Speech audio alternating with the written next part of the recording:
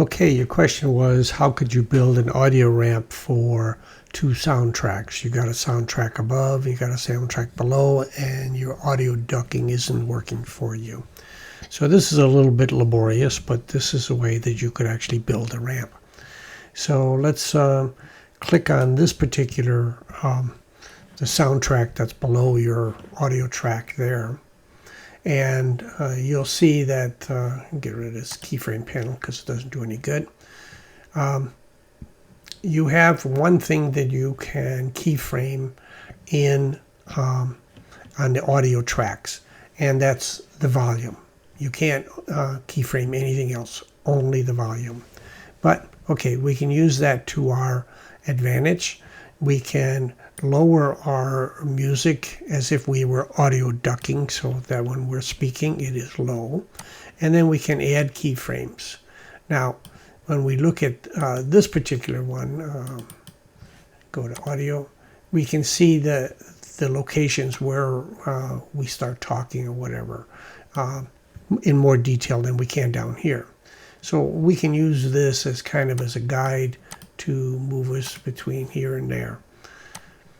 Okay, let's just get going here. So we will keyframe.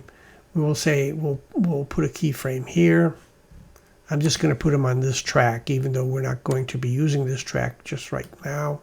But we're putting keyframes on the audio in those places where we're not speaking. Now, we could decrease those. We're not going to do that. Instead, what we're going to do, we're going to use them to match up down here. When we click on a keyframe, we're going to jump to that spot. And then we can just switch, and we can say, okay, keyframe down here, switch, add another keyframe.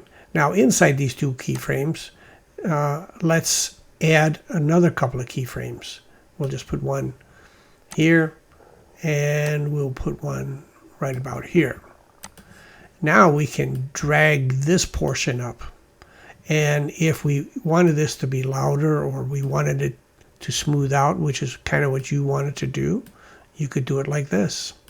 And there's your there's your speed ramp or audio ramp, whatever you want to call it.